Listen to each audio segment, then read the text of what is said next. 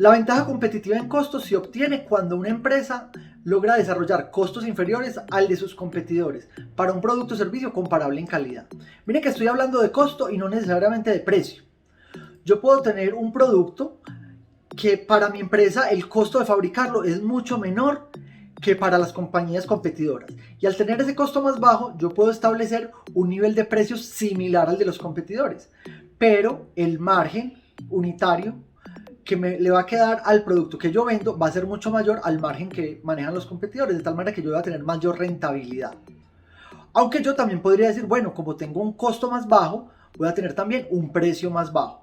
Y al tener un precio más bajo, van a haber muchos más clientes dispuestos a comprar el producto de mi empresa que el de la competencia. Por la elasticidad de la demanda, va a haber una mayor demanda por el producto que es más barato.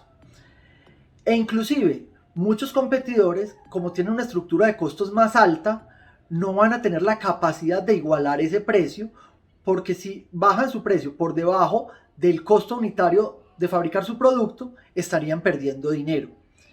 Y por lo tanto, eso permite que esta ventaja competitiva sea difícil de imitar para dichos competidores. Ahora bien, ¿cuáles son las posibles fuentes de ventaja competitiva en costos? Existen múltiples fuentes. Una de ellas, tal vez la más conocida, es la economía de escala. ¿Qué son las economías de escala? Miren que todas las empresas tienen unos costos fijos y unos costos variables. Los costos fijos son independientes de la cantidad de unidades que la empresa produce. En cambio, los costos variables sí van cambiando a medida que aumenta el volumen de producción. ¿Qué pasa cuando los costos fijos de una compañía son muy altos? Para yo calcular el costo de cada unidad que yo produzco, yo tengo que tener en cuenta un pedacito que es el costo variable, que es el que corresponde a producir esa unidad en particular, pero también tengo que coger los costos totales de la empresa, los costos fijos de la empresa y dividirlos entre el total de unidades que produce la compañía. En este sentido, cuando las empresas tienen costos fijos muy altos, a medida que aumenta el volumen de producción, el costo unitario de cada producto se va reduciendo. Esas son las economías de escala. ¿Cómo se disminuye el costo unitario de cada producto que yo hago a medida que incremento el volumen de producción?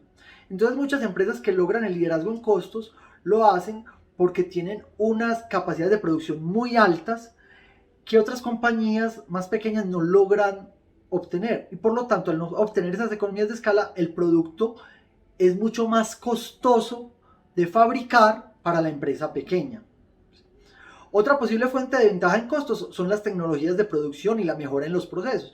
O sea, una empresa puede intentar desarrollar un producto más económico en la medida que invierte, por ejemplo, en la innovación en procesos, el mejoramiento continuo o desarrollar acciones para la estandarización de los procesos, automatización de la planta de producción. Todas esas actividades encaminadas a hacer los procesos cada vez más eficientes me permiten tener también esa ventaja en costos, lo cual está muy relacionado también con el aprendizaje de explotación, como yo utilizo un mismo conocimiento una y otra vez, de tal manera que cada vez hago las cosas de manera más eficiente. Otra posible fuente de ventajas es la localización o el acceso favorable a materias primas. En algunas industrias hay empresas que logran su ventaja en costos porque tienen un acceso privilegiado a ciertas materias primas o tienen una localización en ciertos puntos claves para que en su cadena de valor sea cada vez menor ciertos procesos, lo cual les permite ser mucho más eficientes. También pueden surgir fuentes de ventaja en costos por la relación que establecen las empresas con sus proveedores o con sus clientes. Desarrollan procesos de negociación a largo plazo con esos proveedores, con esos clientes, que permite hacer las actividades de manera cada vez más eficiente. También a través de un control riguroso en costos, una baja laxitud organizacional, es decir, son empresas que se enfocan mucho en reducir los costos superfluos, los gastos administrativos innecesarios, para tener también como una cultura de austeridad y de ser cada vez más eficientes, más orientadas a la racionalidad en el uso de los recursos. Y otro factor clave que también está relacionado con las economías de escala es la curva de aprendizaje, también conocida como curva de experiencia o efecto experiencia.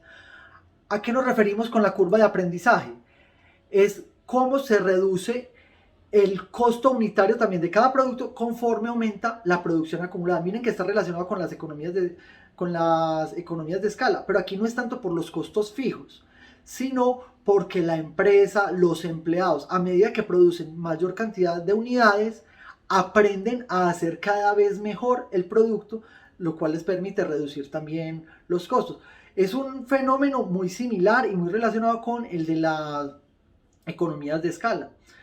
Y muchas empresas que logran esa ventaja en costos lo hacen también porque, como han tenido tanta experiencia en el mercado, para las empresas nuevas que llegan a competir es muy difícil igualar ese nivel de eficiencia que estas empresas han ido logrando, lo cual se convierte en una ventaja competitiva muy importante. ¿Cuándo debería una empresa buscar desarrollar este tipo de estrategia de liderazgo en costos? Obviamente eso depende de cada compañía y de sus recursos y capacidades, pero también es cierto que existen algunas condiciones del entorno que hacen más interesante este tipo de estrategia. Por ejemplo, cuando el precio es un factor clave de éxito de la industria, es decir, existe alta elasticidad de la demanda de tal manera que los clientes son muy sensibles al precio y están dispuestos a comprar muchas más unidades con una pequeña variación en los precios. En esas condiciones va a ser fundamental tener unos costos bajos que permita tener esa flexibilidad. Cuando los productos de la industria son muy estandarizados y existen muchos oferentes, o cuando hay pocas alternativas para diferenciar el producto. Como todos los productos de las diferentes marcas son similares en sus características, en la forma como satisfacen la necesidad del cliente, el cliente va a terminar tomando la decisión por el factor del precio, y en ese orden de ideas voy a tener que tener un costo muy competitivo para ser rentable. Y obviamente cuando existe alto poder de negociación de los clientes, que tiene que ver con lo anterior, productos poco diferenciados, existen alta sensibilidad al precio, o porque son muy pocos los clientes. El caso que podemos ver en la industria de construcción de obras de infraestructura, donde el cliente es el Estado a través de la Agencia Nacional de Infraestructura o las secretarías de obras públicas municipales o departamentales, que al ser tan pocos los clientes que compran en esta industria, ellos ponen las condiciones y las empresas que quieran competir tienen que participar en unas licitaciones que son muy exigentes con los costos.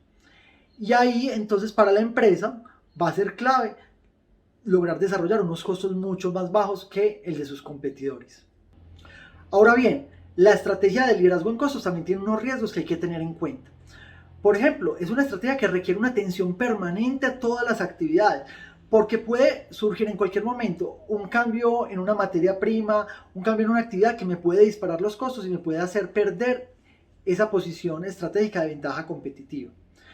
También es cierto que cuando las empresas dependen mucho del efecto de la curva de aprendizaje o del efecto experiencia, es decir, las empresas desarrollan un aprendizaje de explotación que las vuelve cada vez más expertas en un procedimiento, en la forma de hacer algo, eso hace que tengan una mayor dificultad de percibir cambios en el entorno, porque dicen, bueno, siempre hemos hecho las cosas de esta manera y va a ser muy difícil cambiar para hacer las cosas con otro procedimiento que va a implicar un nuevo proceso de aprendizaje, una nueva curva de experiencia. De tal manera que las empresas pueden caer en una inercia organizacional que les dificulta esa innovación y ese aprendizaje de exploración. También pueden aparecer productos sustitutos que, al satisfacer mejor la necesidad o tener menores costos, vuelven irrelevante esa ventaja que yo tengo por mi posición de liderazgo en costos. También es cierto que es una estrategia que puede ser fácil de imitar por parte de los competidores, porque finalmente los competidores aprenden cómo es que yo estoy siendo más eficiente y simplemente van a desarrollar estrategias similares, con lo cual puede erosionarse esa posición competitiva. Y por último, pues está el impacto de la inflación.